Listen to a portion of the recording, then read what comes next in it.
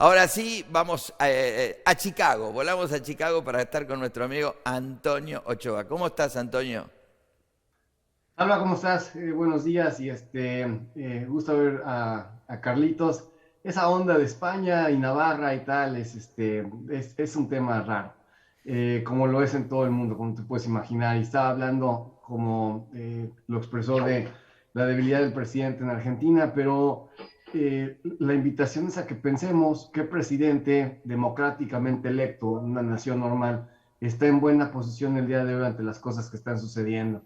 Y si te pueden saber en términos de liderazgo, los presidentes o los líderes, si los quieres llamar así, para no mencionarlos de otra forma, que están en una condición de mucho menos apremio, pues están en los lugares que teóricamente son antagonistas. Hoy, obviamente, nos desayunamos el tema del Reino Unido. Boris Johnson, que había tenido una catarata de renuncias en todo su gabinete, terminó por dejar ir lo que en su momento era la idea del conservadurismo, en donde trataban de poner un Reino Unido energéticamente más acomodado, más en orden con la migración y obviamente con todo lo que representa el Brexit, que no era solamente la salida de la Unión Europea, sino también era la protesta al liderazgo de las clases teóricamente acomodadas de Londres, que han estado en todo privilegio y que de alguna forma se han olvidado de la ciudadanía, que obviamente votó en Catarata. Entonces hoy Sir Boris Johnson simplemente no lo hace.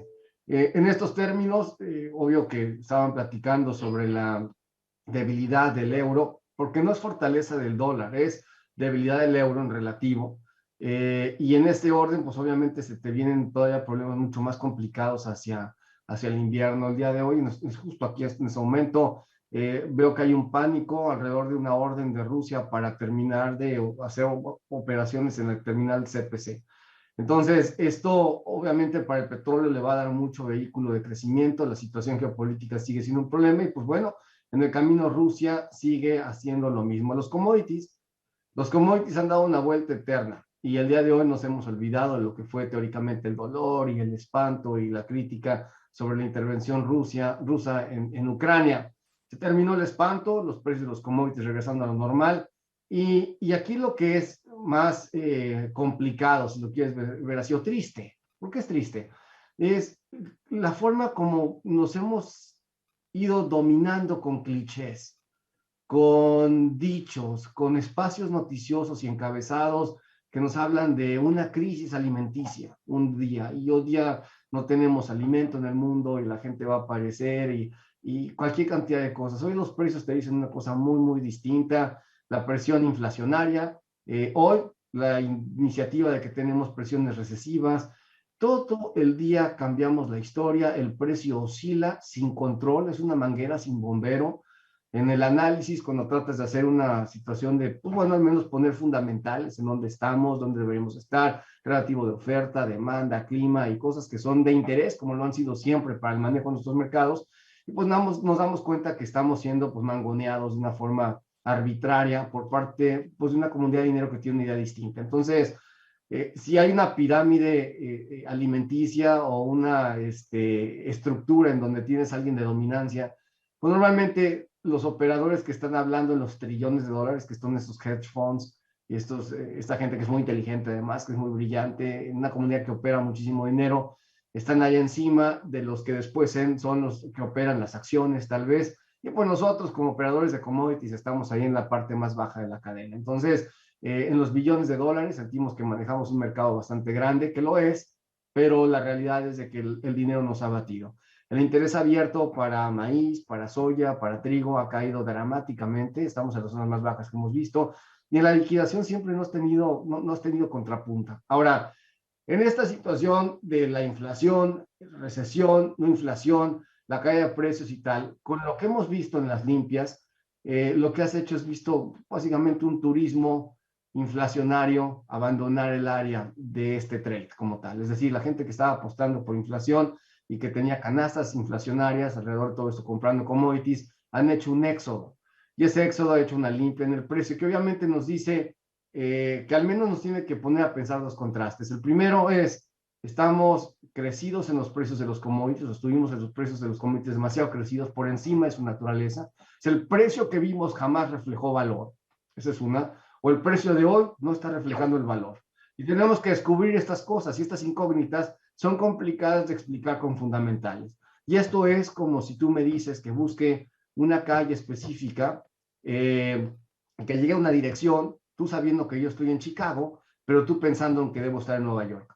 Y entonces, obviamente que voy a llegar a la dirección, pero tú estás pidiéndome que esté en otro lugar. Explicar fundamentales aquí y ahora es justamente eso, y no hace ningún sentido ponerlos en contexto. Entonces, yo lo que desprendo todo, y como siempre lo he dicho, el precio es irrelevante, absolutamente irrelevante. Esta es una situación de resguardo de márgenes. Quien tiene disciplina con sus márgenes y sus diferenciales entre costos y precios de venta, y tiene cómo arbitrar si no lo puede vender, utilizas coberturas, si lo vendes y quieres seguir jugando algún tipo de cosas, es una ficha especulativa por medio de algún derivado, tal vez eso te funciona, pero no puedes vivir pensando que el precio va a tener una razón de acuerdo a lo que es la narrativa dominante. Estamos impregnados por medios y el tema de estar repartiendo chismes es una brutalidad. Entonces, en ocasiones nos creemos las historias y nos sentimos abatidos cuando estas historias toman un perfil de más naturalidad.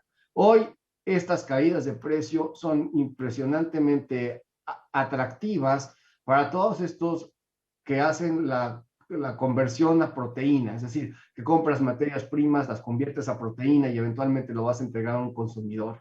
Para ellos han tenido la capacidad muy limitada, pero algo han tenido de levantar un poquito el precio al consumidor, y en esta brecha hoy en la caída de los commodities les permite tener un respiro, reacomodarse y hacer que la demanda o el consumo, porque hemos tenido demanda que no ha sido consumo, el consumo se mantenga en pie y en orden. Entonces, los mensajes encontrados van a ser para después. Si esta caída en los commodities no encuentra que regresen estos grandes hacedores de fortunas a meterle dinero a este mercado, que me parece que no se van a meter en un rato largo, después de lo que ha pasado, lo que va a terminar sucediendo es que la Reserva Federal, los bancos centrales, podrían empezar a cantar algún ápice de victoria relativo al control inflacionario cuando realmente eso no está sucediendo, porque la demanda, el consumo real va a seguirse reactivando con esta caída de precios. Entonces, podrías ver que este espacio recesivo que hoy cantamos va a ser una tónica que se canse pronto y que digan después, logramos abatir inflación en un rato y con eso las tasas de interés tal vez no las tendríamos que llevar a un extremo de alzas como lo estábamos pensando en su momento. Entonces, se van a desprender muchas historias y todas esas historias, honestamente, están buenas para la narrativa, están buenas para la plática, el chisme todos los días. Si tú y yo no tuviésemos eso, no tendríamos empleo, porque pues hasta hoy ni tú ni yo producimos algo. Bueno, tú sí haces alguna que otra cosa más empresarial, pero yo no, yo me dedico al chisme y a estar operando cosas. Entonces, a nuestros amigos productores, compradores, consumidores, no caigan en el chisme, no caigan en la narrativa de lo que todos estos analistas nos están comentando, están viendo las cosas de muy lejos y con catalejos, de alguna forma. No tenemos pellejo en el juego, pero ustedes sí. En ese orden, la realidad es que ustedes conocen mejor lo que tienen que hacer. Tal vez nosotros les podemos ofrecer herramientas para llegar a fijar algún escenario, pero lo de ustedes es fijar márgenes. Hoy el precio los ha traicionado si son vendedores y es lamentable porque tuviste estupendos precios. La pregunta es si tuviste estupendos márgenes y cuando los tienes, ¿por qué los dejas pasar? Entonces, es invitarlos a eso, ¿no? Hablando de chisme, después de esta columna que es brillante, yo te tengo que preguntar de algún chisme, pero digo un chisme que tiene que ver con el clima, porque vos sabés que acá en Argentina le preocupa mucho el clima que está teniendo Estados Unidos. ¿Cómo ha sido el clima hasta ahora y qué prevén en clima, digamos, para la campaña? ¿Es benévolo? ¿Puede ponerse más seco? ¿Qué es lo que se ve? Bueno, ahí lo tenemos a Leo, obviamente, que él es el patrón en todo esto y a lo mejor nos va a platicar con mucho más esencia, pero pues, los mapas climáticos te han puesto domos de alta presión en algunos lugares que se complican, que aprietan. Lo único que yo puedo saber de momento es de que el cultivo, al menos en el maíz, viene tardío, se va a enfrentar a todo el julio y buena parte del agosto. Y en ese sentido, en algunos lugares, también y hasta para la soya, por lo que acabamos de ver en algunos reportes, vamos a enfrentarlos a las heladas tempranas, especialmente en la época hacia el septiembre y octubre, que es donde vamos a tener labores de cosecha.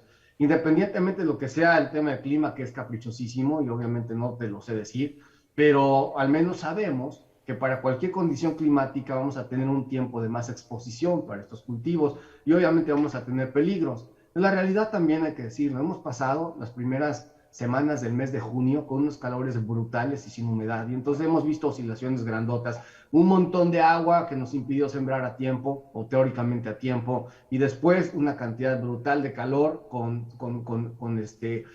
sin lluvias que estresó a los cultivos y que hemos visto cómo han venido cayendo en la apreciación visual. Pero los cultivos, después que les viene una lluvia, tienen una resiliencia brutal, y aquí tal vez la combinación de Mariano y Leo nos van a dar más pauta para entender que los cultivos el día de hoy tienen un vigor híbrido y genética y una cantidad de tecnología impresionante, soportan muchas cosas. Estos patrones climáticos en el ayer hubieran sido absolutamente catastróficos, no lo son. Entonces, para todos los que apuestan a que viene una catástrofe climática en Estados Unidos, aunque venga, no la estimen como total hasta que suceda, porque en el camino estas plantas, estas tecnologías son brutales y terminas teniendo cultivos normales. Y tengan mucho cuidado con esto. Donde Estados Unidos termina hilando una campaña normal y eventualmente sea competitiva, toda esta incapacidad de vender por las condiciones que han platicado entre tú y Carlos hasta ahora en el productor argentino, le van a cerrar la puerta a la exportación, obviamente, para aceite y para harinas, en un mercado que se va a contraer. Y si lo ves el día de hoy, el ownership para la industria en Argentina es muy complicado y las ofertas no llegan. El mercado simplemente no está mordiendo la bala, y esto es obviamente muy complicado para que tengas inventarios después por Seguro, vender, porque los precios no van a estar. seguro. Bueno, Antonio, te dejo un fuerte abrazo.